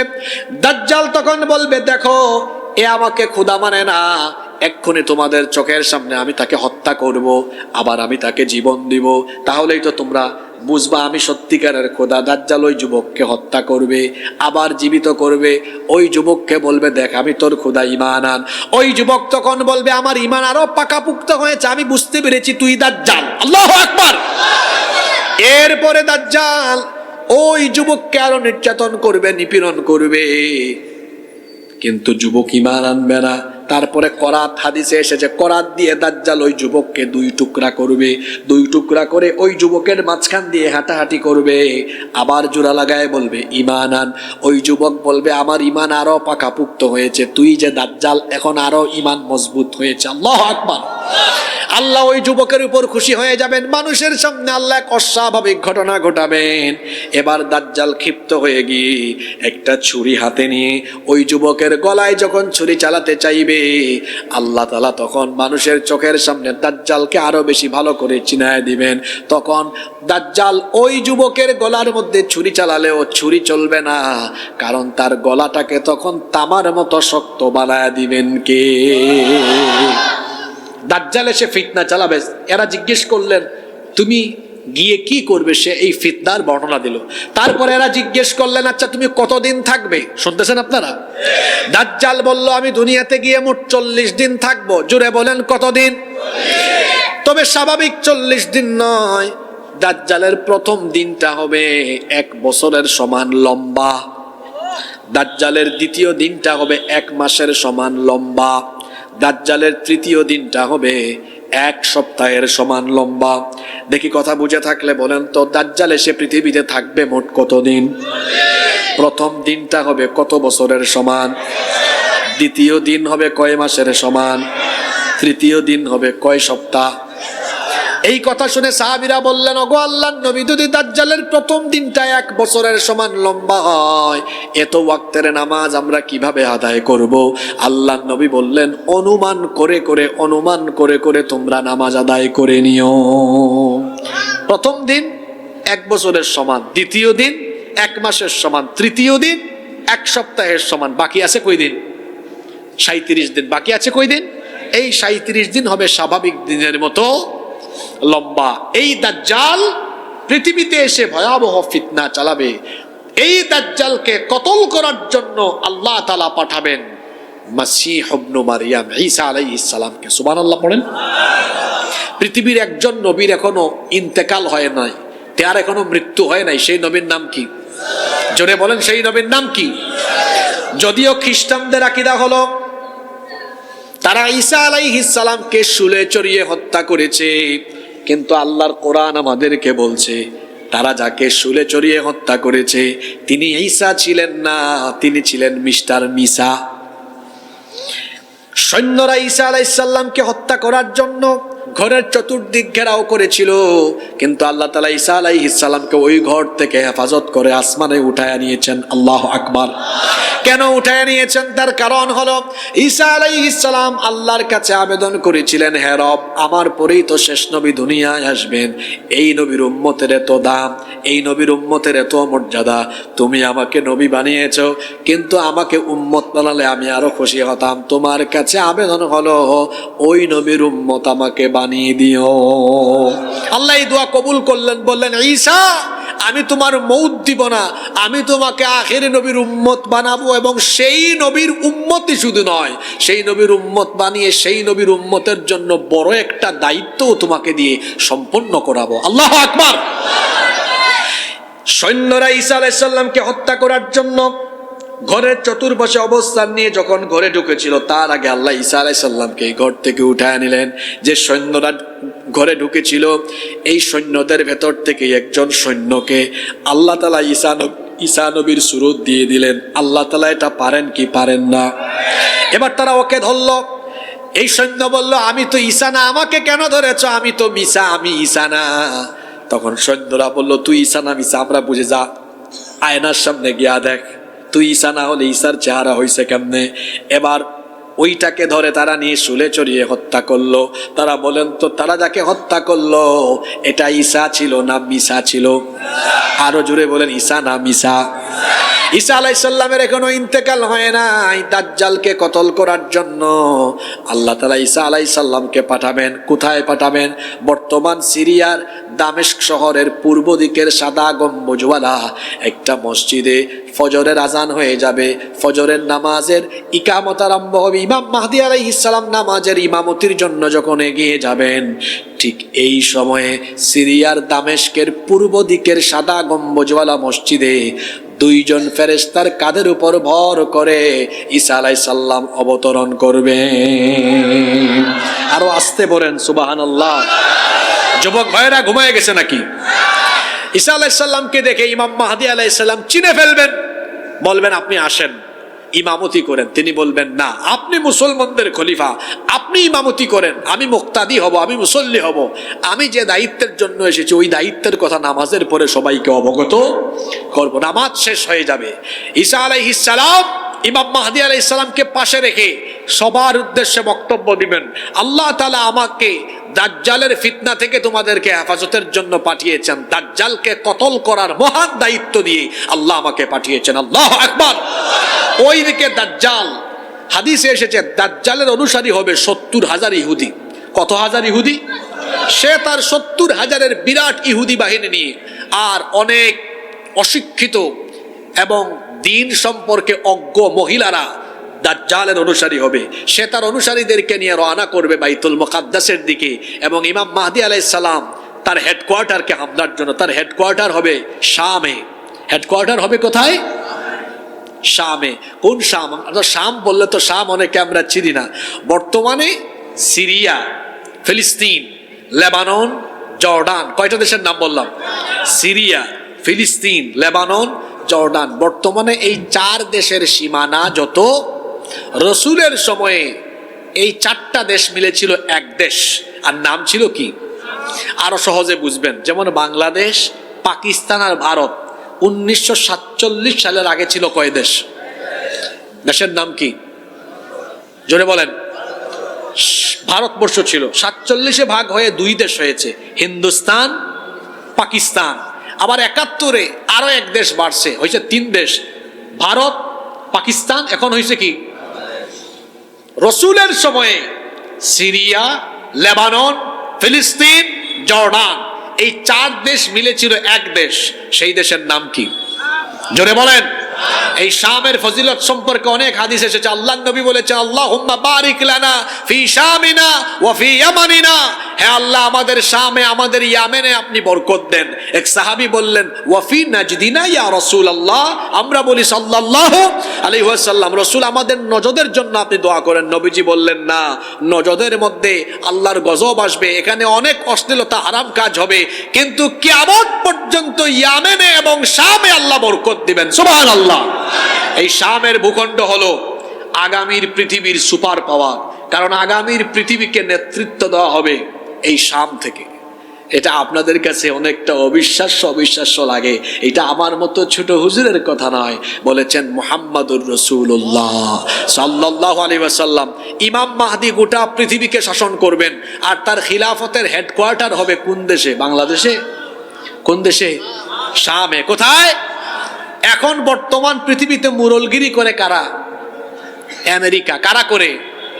আর আল্লাহর রসুল বলেছেন কিয়ামতের আগে পৃথিবীর মানচিত্র থেকে এই আমেরিকা হারিয়ে যাবে। সেই হাদিস আপনাদেরকে শোনাই। কিয়ামতের আগে পৃথিবীর 3 দিকে 3টা ভূমিধস হবে। সালাসাতু খুসুফুন ফিল আরদ, খাসফুন বিল মাশরিক ওয়া খাসফুন বিল মাগরিব ওয়া খাসফুন বিজাজিরাতিল আরব। কিয়ামতের আগে 3টা বড় বড় ভূমিধস হবে। খাসফুন বিল মাশরিক, একটা পৃথিবীর পূর্ব দিকে হবে, ও খাসফুন বিল মাগরিব, আরেকটা পৃথিবীর পশ্চিম দিকে হবে, ও খাসফুন বিজাজিরাতিল আরব, আরেকটা আরব উপদ্বীপে হবে। তাহলে পশ্চিম দিকেও একটা ভূমিধস হবে। আমেরিকা, আপনি ওয়ার্ল্ড ম্যাপ, বিশ্ব মানচিত্র নিয়ে দেখেন, আমেরিকা পৃথিবীর কোন দিকে? আরো তার দূষর কিছু দেশ আছে। এই দেশগুলো থাকবে না, এগুলো মাটির তলায় বিলীন হয়ে যাবে। এগুলো দুনিয়ার আলেম উলামা আর ছোটখাটো মুল্লা হুজুরদের কথা না, বলেছেন বড় হুজুর মুহাম্মাদুর রাসূলুল্লাহ সাল্লাল্লাহু আলাইহি ওয়াসাল্লাম। আর যে ফিলিস্তিনিদেরকে অসভ্য দখলদার ইহুদি ইসরায়েলিরা নির্যাতন করে, আর কিছুদিন আগে আসাদ পরিবার মুক্ত হলো সিরিয়া।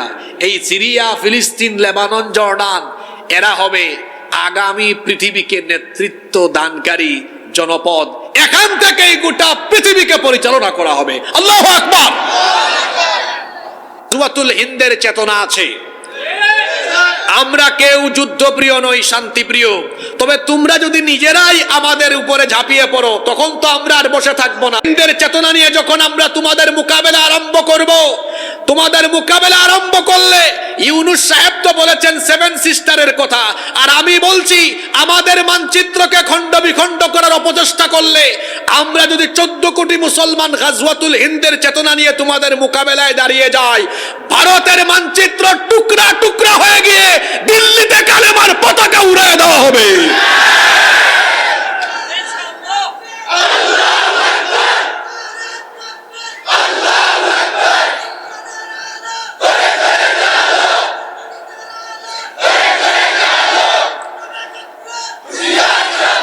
সম্মানিত ভাইয়েরা, ওই যে একটা চ্যানেল আছে রিপাবলিক বাংলা, এই সাংঘাতিকের নাম হলো ময়ূখ রঞ্জন। ব্যাঙ যেমন লাফায় ও তেমন লাফায়। তারপর ডিসপ্লেতে বাংলাদেশের মানচিত্র এনে বলবে, এই যে চট্টগ্রাম, রংপুর, সিলেট, বাংলাদেশের চিকেন স্ন্যাক পাওয়া গেছে, এগুলো আমরা আলাদা করে দিব। এই ময়ূখ রঞ্জন, চট্টগ্রাম, সিলেট আর রংপুর, তুই বাংলাদেশের জমি নিয়ে আজে বাজে কথা বলবি? কিরে, এগুলো কি তোর বাপ দাদার জমি নাকি? এই বাংলাদেশের মানচিত্রের দিকে কেউ যদি চোখ তুলে, সেই চক্ষুকে 20 কোটি মানুষ উপড়ে ফেলবে। আমার বাড়ি সিলেটে, তা আমাদের সিলেটের মানুষ শান্তিপ্রিয়, ঠিক আছে, কিন্তু এরা তো শাহজালাল রহমতুল্লাহ আলাইহির রুহানি সন্তান, বীর পুরুষের জাতি। 71-এর মুক্তিযুদ্ধে এই যুদ্ধের সর্বাধিনায়ক যিনি ছিলেন, জেনারেল আতাউল গনি উসমানী, বাড়ি কোথায়? সিলেটে। তো যখন এই টেলিভিশন চ্যানেলগুলো থেকে এগুলো বলা হচ্ছে, সীমান্তে অবস্থানরত সিলেটি মানুষরা খুব সুন্দর করে আঞ্চলিক ভাষায় বলেছে, ঠিক আছে, আও বা আইয়া হামাও, হামাইয়া দেখো বাদে বাদাম দিমু, তোরা সিলেটি মাতিল্লাম, আপনারা বুঝছেন নি কোনটা? মানে বলছে আও আইয়া হামাও, আও মানে এসো, আইয়া হামাও মানে ঢুকো, বাদে বাদাম দেও মানে পরে বুঝবা মায়ের খারে হয়। ময়ূখ রঞ্জন, সিলেট তোর বাপ দাদার নাকি রে? আমরা শাহজালাল রহমতুল্লাহ আলাইহির রুহানি সন্তান। হযরত শাহজালাল রহমতুল্লাহ আলাইহি 360 জন সাথী নিয়ে সুরমা নদী পাড়ি দিয়ে সিলেটে ঢুকে গৌর গোবিন্দকে সিলেট থেকে উৎখাত করে দিয়েছেন। আমরা তার রুহানি সন্তান। এখানে আসলে পরে তোমাদেরকে কেমনে উৎখাত করা লাগে, বাবা শাহজালাল সেটা আমাদেরকে ভালোই শিক্ষা দীক্ষা দিয়ে গিয়েছেন। আর নরসিংদীর মানুষ তো সবার আগে আগায় যাবে সহযোগিতা করার জন্য। আমরা আগেই বলেছি, আমরা যুদ্ধপ্রিয় নই, আমরা কি শান্তিপ্রিয়। কিন্তু হুদাই যদি তোমরা যুদ্ধ একটা বাধায় দিতে চাও, আমরা কি বসে থাকবো নাকি? জোরে বলে আমরা কি বসে থাকবো? ওরা কথায় কথায় কি বলে জানেন? ওরা কথায় কথায় বলে যে, দেখবেন ওই যে ভারতীয় টিভি চ্যানেলগুলোতে, আপনারা এগুলা শুনছেন কিনা জানি না, এদের জনসংখ্যা কম, পপুলেশন কম, অস্ত্র শস্ত্র। আমি ওই দিন এক টিভি চ্যানেলে দেখলাম, বলে অস্ত্র শস্ত্র কম, এদের যুদ্ধ জাহাজ কম, যুদ্ধ বিমান কম, জনসংখ্যা কম, এইটা কম ওইটা কম। এরা বোঝাতে চায় যে আমাদের কিছুই নাই। তা আমরাও বলি, তোদের কাছে সব আছে, হ্যাঁ, আমাদের কাছে এমন জিনিস আছে যা তোদের কাছে, আমাদের কাছে এমন জিনিস আছে যা তাদের কাছে। বলেন তো কি আছে আমাদের? হ্যাঁ, আমাদের ঈমান আছে, তোদের ঈমান নাই। আমরা যদি ঈমানি অস্ত্র নিয়ে দাঁড়াই, আমাদের ঈমানি এই চেতনার সামনে, আমাদের সামনে দাঁড়িয়ে থাকার ক্ষমতা পৃথিবীর কারো নয়। কারণ আমাদের ইতিহাস হলো, আমরা কোনোদিনও কোয়ান্টিটি দিয়ে বিজয়ী হয়ে নাই, আমরা বিজয়ী হয়েছি কোয়ালিটি দিয়ে। বদরে কি আমাদের কোয়ান্টিটি বেশি ছিল নাকি? পরিমাণ বেশি ছিল? পরিমাণ কম, কিন্তু কোয়ালিটিতে আমরা এগিয়েছিলাম। আমাদের প্রত্যেকের ভেতরে ছিল ঈমানি চেতনা। এই জন্য আল্লাহ তাআলা ফেরেশতা পাঠাইয়া কাফেরদেরকে সাইজ করে দিয়ে মুমিনদেরকে বিজয় দিয়েছেন। তাহলে আমাদের ঈমানের কোয়ালিটি থাকলে আমাদেরকে মোকাবেলা করার শক্তি দুনিয়ার কারো। আমি একটা আয়াত শোনাই, আপনাদের মনোযোগ আছে তো? যে ঈমানের কোয়ালিটি নিয়ে থাকলে যুদ্ধাবস্থায় মুমিনের শক্তি কেমন বাড়ে। আপনি দেখেন আল্লাহ তাআলা কোরআনে কারীমে কি বলছেন। কোরআনুল কারীমের 8 নম্বর সূরা, সূরা আনফালের 65 নম্বর আয়াত আল্লাহ তাআলা বলছেন, ইয়া আইয়ুহান নাবিয়্যু হাররিদিল মুমিনিনা আলাল কিতাল। হে নবী, মোমেনদেরকে আপনি যুদ্ধের ব্যাপারে ইনকারেজ করেন, যুদ্ধের ব্যাপারে উৎসাহিত করেন, উদ্বুদ্ধ করেন। মোমেনরা যুদ্ধের কথা শুনলে ভয় পায় না, কারণ হলো দুইটা। এক নাম্বার কারণ হলো মোমেন জানে যুদ্ধে সে একা নয়, তার সাথে থেকে তাকে যিনি সাহায্য করবেন তিনি কে, এজন্য মোমেনরা ভয় পায় না। দুই নম্বর কারণ হলো যুদ্ধ আসলে মোমেন ভয় পায় না, যুদ্ধের মাধ্যমে শাহাদাতের পথ সে খুঁজে বেড়ায়। কারণ শহীদ হতে পারা এটা বড় সৌভাগ্যের ব্যাপার, কারণ শহীদদের কাছ থেকে আল্লাহ কোনো বিচার করেন না, হিসাব নেন না। বিনা হিসাবে বিনা বিচারে আল্লাহ তাদেরকে জান্নাত দিয়ে দেন। এই জন্য যুদ্ধাবস্থায় মোমেন ভীত হয় না। এরপরে আল্লাহ তাআলা বলছেন, ইয়াকুম মিনকুম 20 সাবিরুনা ইয়াগলিবু মিআতাইন। যদি ঈমানের উপরে দৃঢ় থাকা মুমিনের সংখ্যা 20 জন হয়, তাহলে 200 জন কাফিরকে তারা মোকাবেলা করতে পারবে। ঠিক না? আপনি ঠিক বেঠিক বলার কে? কুরআনের কথা আপনি ঠিক বললেও ঠিক, না বললেও ঠিক। মাহফিলে ঠিক ঠিক বলে আপনারা ফ্যাশন বানায় ফেলেছেন, এগুলো বাদ দেন। বরং এই আয়াত শোনার পরে আপনাদের আল্লাহর বরত্ব ঘোষণা করে বলা উচিত ছিল আল্লাহু আকবার, বললে সওয়াব হবে। ঠিক কি না, ঠিক কি না, এগুলো আবার কি? আপনি কি ঠিক বেঠিক বলান? কুরআনের কথা আপনি ঠিক বললেও ঠিক, না বললেও। আমি যে এতক্ষণ 1 ঘন্টার উপরে আলোচনা করলাম, একবারও কি আপনাদের কাছে জানতে চাইছি ঠিক কি না, ঠিক কি না বলেছি?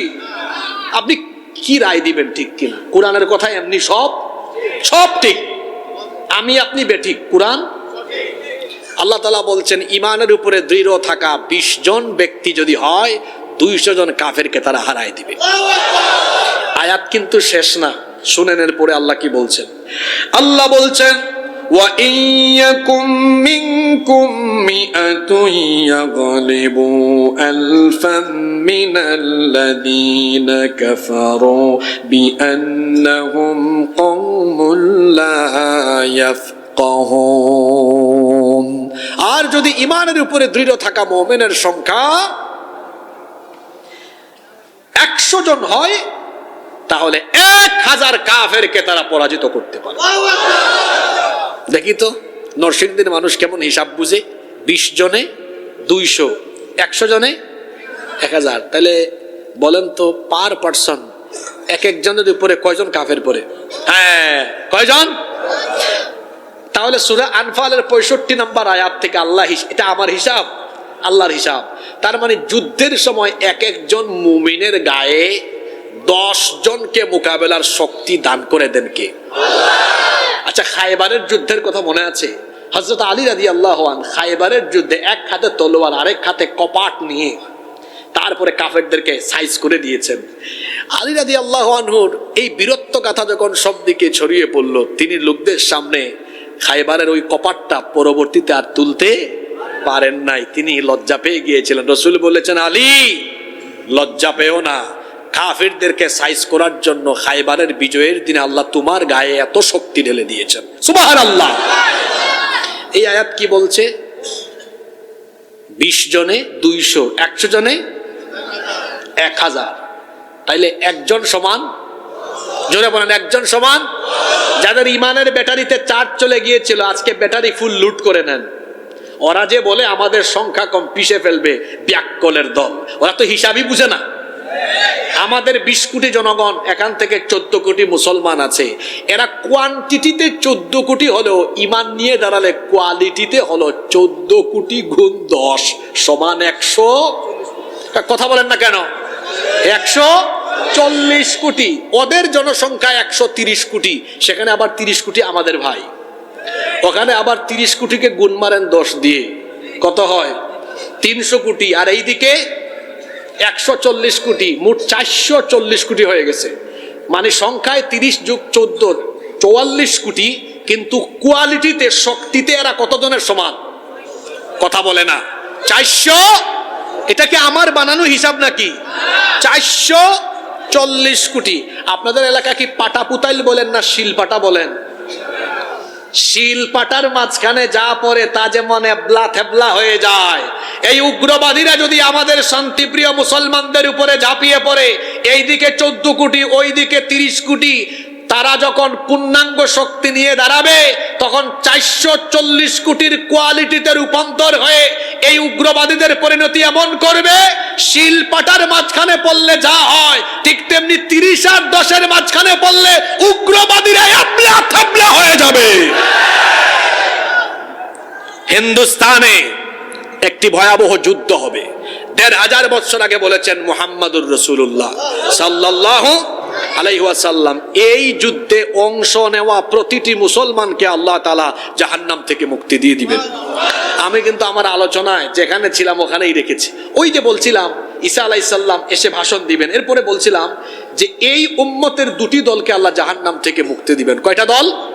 এক দল তো পাইলাম যারা গাজওয়াতুল হিন্দে অংশ নেবে, আরেক দল হলো ওয়াইসাবাতুন তাকুনু মা ঈসা ইবনে মারইয়াম আলাইহিস সালাম, আরেক দল হলো ঈসা নবী পৃথিবীতে আসার পরে, অবতরণের পরে তার সাথী যারা হবে তাদেরকেও আল্লাহ তাআলা জাহান্নাম থেকে মুক্তি দিয়ে দিবেন। আমরা যদি আমাদের হায়াতে জীবদ্দশায় গাজওয়াতুল হিন্দ হোক আর ইমাম মাহদী বা ঈসা আলাইহিস সালাম হোক, আমরা তাদের সাথী হব। রাজি আছেন তো? আচ্ছা, বলছিলাম ওইদিকে দাজ্জাল তার 70,000 বাহিনী নিয়ে আসতেছে। আয়েশা দেখবে কে চলে আসছেন, কথা বলে না। আচ্ছা, লবণ পানিতে দিলে লবণ কি হয়ে যায়? হাদিসে এসেছে এই দাজ্জাল ঈসা আলাইহিস সালামকে দেখার পরে গলে যাওয়ার মতো অবস্থা হবে। সে তার 70,000 বাহিনী ফালাইয়া থুইয়া মারবে দৌড়। ঈসা আলাইহিস সালাম তখন মুসলমানদেরকে বলবেন, এই অভিশপ্ত ইহুদিরা তোমাদেরকে অনেক কষ্ট দিয়েছে, এদেরকে ধরো, তোমাদের টার্গেট তোমরা ধরো, আমারটারে। ঈসা আলাইহিস সালাম তারে দৌড়াতে দৌড়াতে ওইদিকে নিয়ে যাবেন, আর এইদিকে মুসলমানরা ইহুদিদের উপর এমন ভাবে ওই দিন ঝাঁপিয়ে পড়বে। হাদিসে এসেছে এরা পাথরের নিচে, গাছের আড়ালে, এরপরে দেয়ালের আড়ালে গিয়ে লুকাবে। সেই দিন আল্লাহ দেয়ালের, ইট পাথরের, গাছের জবান খুলে দিবেন। তারা বলবে, হে আল্লাহর যোদ্ধা, আমার পিছনে এক অভিশপ্ত ইহুদি লুকিয়ে আছে, তাকে ধরো। সেই দিন ইহুদিদেরকে মুসলমানরা ধরবে আর জাহান্নামে পাঠাবে। আল্লাহু আকবার। আর ওই দিকে ঈসা আলাইহিস সালাম, উনার টার্গেট বুঝছেন তো কোনটা? তারে দৌড়াইতে দৌড়াইতে বাবে লুদ, এটাও বর্তমানে ইহুদিরা দখল করে রেখেছে। ওখানে গিয়ে তারে ধরবেন এবং সেখানেই মাসিহুদ দাজ্জালকে তিনি কতল করবেন। আল্লাহু আকবার। দাজ্জাল, আজকে 3 জনের কথা বললাম, ইমাম মাহদী, দাজ্জাল, ঈসা আলাইহিস সালাম। এই ঘটনাগুলো আগের না আগামীতে? এগুলো আগামীর, সব আপকামিং ঘটনা, আপকামিং, যা আগামীতে ঘটবে, এবং এগুলো সম্পর্কে আপনাকে জানতে হবে। কারণ দাজ্জাল সে ইহুদিদেরকে দিয়ে পৃথিবীতে এখন ফিতনা চালাচ্ছে। বর্তমানে দাজ্জালের ফিতনা গোটা দুনিয়ায় চলছে। তথ্য প্রযুক্তির ফিতনা চলছে, অসভ্যতা, নোংরামি, অশ্লীলতা, জিনা, ব্যভিচার, সবকিছুতে দাজ্জালের হাত আছে। এই দাজ্জালের ফিতনা থেকে আপনি কেমনে বাঁচবেন? কষ্ট হচ্ছে আপনাদের? আমরা শেষ দিকে চলে আসছি। কথায় আছে, শেষ ভালো যার, সব ভালো। শেষ দিকে আপনাদেরকে শোনাই, এই দাজ্জালের ভয়ঙ্কর ফিতনা থেকে আমরা কেমনে বাঁচবো। আল্লাহর নবীর শেখানো 3টা আমল আপনাদেরকে শিখায়া দেয়া, তারপরে আজকে মোনাজাত করব ইনশাআল্লাহ। কিভাবে দাজ্জালের ফিতনা থেকে আমরা বাঁচবো, আল্লাহর নবী কিছু আমল আমাদেরকে শিখিয়েছেন, তার মধ্যে আজকে আমরা 3টা আমল জানবো। জোরে বলেন কয়টা? 1 নাম্বার আমল, আত-তামাসসুক বিল ইসলাম আও আত-তামাসসুক বিল কুরআনি ওয়াস সুন্নাহ। দাজ্জালের ফিতনা থেকে বাঁচার জন্য কোরআন সুন্নাহকে আঁকড়ে ধরতে হবে। কারণ আল্লাহর নবী বলেছেন, আমি তোমাদের কাছে কোরআন সুন্নাহ এই 2টা জিনিস দিয়ে যাচ্ছি, তোমরা যদি এগুলোর অনুসরণ করো, অনুকরণ করো, তাহলে তোমরা কখনো গোমরা হবা না, পথভ্রষ্ট হবা না। দাজ্জালের ফিতনা থেকে বাঁচার জন্য কোরআন সুন্নাহ স্টাডি করে কোরআন সুন্নাহ মোতাবেক চললে দাজ্জালের ফিতনা থেকে যিনি বাঁচিয়ে দিবেন তিনি কে? 2 নাম্বার আমল, নামাজের শেষ বৈঠকে আমরা তাশাহুদ পড়ি, আত-তাহিয়াতু লিল্লাহি ওয়াস সালাওয়াতু, এটার পরে আমরা দুরূদ পড়ি, আল্লাহুম্মা সাল্লি আলা, এরপরে আল্লাহুম্মা বারিক আলা, তারপরে আমরা কি পড়ি? দোয়ায়ে মাসুর, আল্লাহুম্মা ইন্নী যালামতু নাফসি যুলমান কাসীরা ওয়া লা ইয়াগফিরুয যুনুবা ইল্লা আনত ফাগফিরলি মাগফিরাতাম মিন ইনদিকা ওয়ারহামনি ইন্নাকা আনতাল গফুরুর। আল্লাহর নবী বলেছেন, এরপরে সালাম ফিরাইও না, দাজ্জালের ফিতনা থেকে বাঁচার জন্য এই দোয়াটা পড়ো।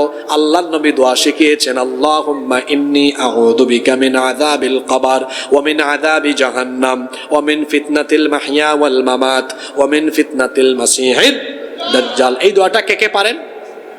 এই মাত্র কয়েকজন, বাকিরা পারেন না। আমার সাথে একবার বলেন, মহব্বতে বলেন, বলেন আল্লাহুম্মা, সবাই বলেন আল্লাহুম্মা ইন্নী আউযু বিকা মিন আযাবিল কবর ওয়া মিন আযাবি জাহান্নাম ওয়া মিন ফিতনাতিল মাহইয়া ওয়াল মামাত ওয়া মিন ফিতনাতিল মাসীহিদ দাজ্জাল। কি সুন্দর দোয়া! হে আল্লাহ, আমাকে কবরের আযাব থেকে, জাহান্নামের আযাব থেকে, জীবন মরণের ফিতনা থেকে এবং দাজ্জালের ফিতনা থেকে আমাদেরকে বাঁচিয়ে দাও। বলেন আমিন। 3 নম্বর আমল, কোরআনুল কারীমের 18 নম্বর সূরা, সূরা কাহাফ। এই সূরার প্রথম 10 আয়াত অথবা শেষের 10টা আয়াত মুখস্থ রাখবেন। আল্লাহর নবী বলেছেন, মান হাফিযা 10 আয়াতিন মিন আউয়ালি সূরাতিল কাফি হুসিমা মিন ফিতনাতিদ দাজ্জাল ওয়া ফি রিওয়ায়াতিন উখরা মান হাফিযা 10 আওয়াখির মিন সূরাতিল কাফি হুসিমা মিন ফিতনাতিদ দাজ্জাল। আল্লাহর নবী বলেছেন, যেই ব্যক্তি সূরা কাহাফের প্রথম দিকের 10 আয়াত অথবা শেষের দিকের 10টা আয়াত মুখস্থ করবে, তাকে দাজ্জালের ফিতনা থেকে যিনি বাঁচিয়ে দিবেন তিনি কে? এই 3টা আমলের কথা মনে রাখবেন। মনে থাকবে তো? 1 নম্বর, কোরআন সুন্নাহ স্টাডি করবেন। প্রতিদিন আল্লাহর কালাম কোরআন পড়বেন, অর্থ বুঝে পড়বেন ইনশাআল্লাহ। 2 নম্বর, শেষ বৈঠকে তাশাহুদে সালাম ফেরানোর আগে একটা দোয়া শিখিয়ে দিলাম, এই দোয়াটা পড়বেন। 3 নম্বর, সূরা কাহাফের প্রথম বা শেষের 10টা আয়াত মুখস্থ করবেন। পারবেন তো ইনশাআল্লাহ? আল্লাহ তাআলা আমাদেরকে দাজ্জালের ভয়াবহ ফিতনা থেকে আমাদেরকে হেফাজত করেন। আল্লাহ তাআলা আমাদেরকে ঈমানের উপর জিন্দেগি গঠনের তৌফিক দান করেন। আমরা সবাই বলি আমিন। আলোর পথে 24 24 ঘন্টা শুধু ইসলাম প্রচার।